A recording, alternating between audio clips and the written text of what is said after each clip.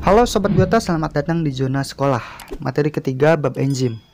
Di materi ini kita akan mempelajari tentang faktor yang mempengaruhi kerja enzim. Dimana di materi sebelumnya kita sudah banyak membahas tentang enzim ya. Mulai dari definisi, struktur, komponen, sifat, tata nama, klasifikasi, mekanisme kerja, dan juga regulasi enzim. Oke, langsung saja mari kita belajar.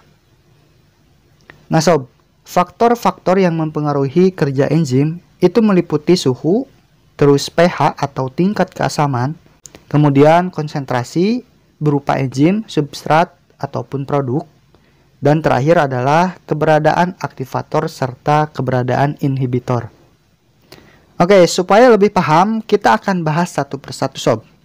Kita mulai dari suhu. Sudah kita ketahui ya bahwa enzim adalah berupa protein. Nah Sob, protein ini kerjanya itu akan dipengaruhi oleh suhu. Jadi laju kerja enzim juga itu akan berbanding lurus dengan suhu. Semakin tinggi suhunya, maka laju kerja enzim juga itu akan ikut meningkat. Soalnya kalau suhunya tinggi, maka molekul substrat dan sisi aktif enzim itu akan aktif bergerak dan saling bertumbukan. Jadi reaksinya itu akan semakin cepat Sob. Sedangkan kalau suhunya terlalu rendah, maka pergerakan molekulnya itu akan menjadi lambat. Jadi laju reaksinya juga akan menjadi lambat Sob. Oke, supaya lebih paham, mari kita lihat grafik berikut ini Sob.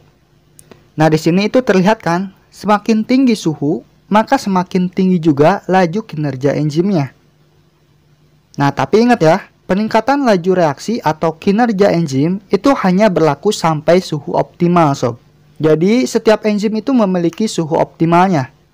Nah, jika melebihi suhu optimal, maka suhunya itu akan semakin menurun. Nah, kita bisa lihat di grafik ini menunjukkan bahwa suhu optimal pada enzim ini adalah berada di suhu 37 derajat Celcius. Maka, jika suhunya melebihi atau kurang dari 37 derajat Celcius, hal ini akan membuat laju kinerja enzim semakin berkurang Sob. Nah, tapi perlu diingat ya, suhu untuk laju kinerja enzim itu berbeda-beda. Misalnya enzim pada bakteri tahan panas termofilik, yang dimana suhu optimal dari enzimnya itu adalah di suhu 70 derajat Celcius. Nah, jadi itu ya, faktor kinerja enzim oleh suhu. Yang kedua adalah pH atau tingkat keasaman. Nah Sob, selain membutuhkan suhu yang pas atau optimal untuk enzim dapat bekerja dengan baik, enzim juga memerlukan pH yang optimal. Ini bertujuan supaya struktur enzim itu dapat berada di keadaan yang stabil. Kalau pH-nya terlalu tinggi atau terlalu rendah, maka biasanya struktur enzim itu akan ada yang rusak dan membuat ikatan dengan substratnya menjadi tidak optimal Sob. Nah, perlu diketahui juga nih Sob, setiap enzim itu memiliki pH yang optimal atau yang berbeda-beda. Jadi tergantung pada tempat kerja enzim tersebut. Contohnya enzim pepsin di lambung, yang memiliki pH yang optimal di angka 2, yang dimana artinya berada di pH yang asam. Sedangkan enzim tripsin yang berada di usus halus, itu memiliki pH optimum atau optimal di angka 8, yang artinya enzim ini bekerja optimal di pH yang basa Sob. Dan seandainya jika kita tukar nih, kedua tempat enzim ini, maka mereka tidak akan bisa bekerja dengan optimal. Bahkan, bisa jadi mereka akan rusak Sob. Nah oke, faktor pH udah nih. Selanjutnya adalah faktor konsentrasi, yaitu meliputi konsentrasi enzim, konsentrasi substrat, dan juga konsentrasi produk. Kita mulai dari konsentrasi enzim. Jadi, semakin tinggi konsentrasi enzim, maka semakin tinggi juga laju kinerja enzim. Nah, secara umum, hal ini bisa terjadi selama substrat itu masih tersedia. Soalnya, kalau enzimnya banyak, maka sisi aktif yang siap untuk mereaksikan substrat akan semakin banyak. Artinya, laju kinerja dari enzim akan semakin meningkat Sob. Sekarang adalah konsentrasi substrat. Nah, semakin tinggi konsentrasi substrat, maka akan semakin tinggi juga laju kinerja enzim Sob. Soalnya, saat substrat itu semakin banyak, maka enzim itu akan gampang untuk mengikat substrat. Terus, kompleks ES yang terbentuk itu juga akan semakin banyak. Nah, ini membuat laju reaksinya akan semakin cepat. Tetapi ini Sob, kalau substratnya ditambah lagi dan enzimnya sama saja, maka laju kerja dari enzim itu tidak akan meningkat. Soalnya, kalau substrat itu terlalu banyak dan semua enzim sudah berikatan, maka substrat itu tidak bisa melakukan apa-apa. Jadi laju reaksinya itu tidak bisa bertambah cepat. Nah, kalau kita gambarkan di grafik seperti ini sob. Jadi saat enzim kekurangan substrat, terus ditambahkan substrat sampai semua enzim itu bisa berikatan dengan substrat, maka laju kerja enzim akan meningkat. Nah, sedangkan kalau ditambah lagi substratnya, maka hal ini tidak akan mempengaruhi laju kinerja enzim. Nah, kalau kita ibaratkan enzim adalah seorang pengrajin dan substrat adalah bahan kerajinan. Misalkan ada 2 orang pengrajin dan 6 bahan kerajinan. Nah, 2 pengrajin ini dalam satu hari hanya bisa memakai 1 bahan kerajinan. Maka dalam satu hari itu hanya bisa menghasilkan 2 produk saja sob, walaupun mereka memiliki banyak bahan. Oke, semoga paham ya. Sekarang kita lanjut ke konsentrasi produk. Nah sob, saat semakin bertambahnya jumlah produk dan misalkan jumlah enzimnya tidak bertambah, maka laju kerja enzimnya akan lambat. Soalnya, produk akan bisa menjadi berperan sebagai inhibitor non-kompetitif, yang dimana akan menghambat kerja enzim. Jadi, kalau produknya sudah banyak, enzimnya itu akan berikatan dengan produk dan membuat bentuk sisi aktif dari enzim berubah, yang mengakibatkan enzim tidak bisa berikatan dengan substrat. Artinya, ini akan membuat laju kerja dari enzim akan menurun sob. Nah, mekanisme ini itu disebut dengan mekanisme umpan balik negatif atau feedback negatif sob.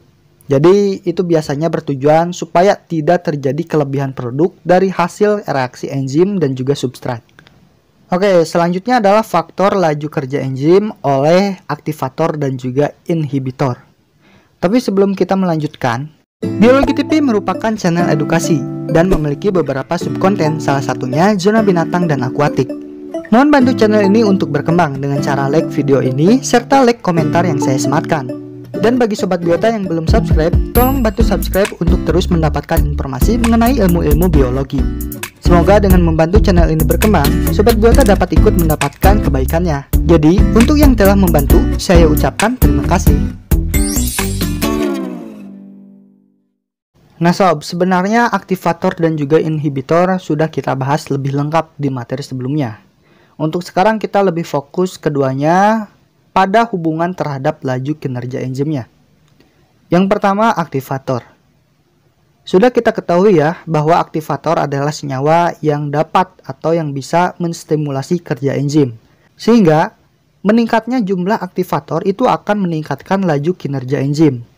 Jadi kalau kita bandingkan laju kerja enzim tanpa aktivator dan enzim dengan aktivator, maka laju kerjanya itu akan lebih tinggi yang menggunakan aktivator. Sekarang kita lanjut ke inhibitor. Nah, ini kebalikan dari aktivator ya. Inhibitor ini akan menghambat laju kerja atau laju reaksi enzim.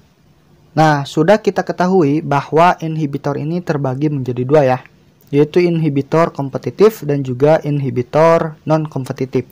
Nah sob, ternyata pengaruh kedua jenis inhibitor ini terhadap laju kerja enzim itu sedikit berbeda. Oke sob, masih ingat kan apa perbedaan dari kedua inhibitor ini? Kalau untuk kompetitif itu akan berebutan dengan substrat untuk menempel di sisi aktif enzim dan akan menghalangi substrat untuk berikatan.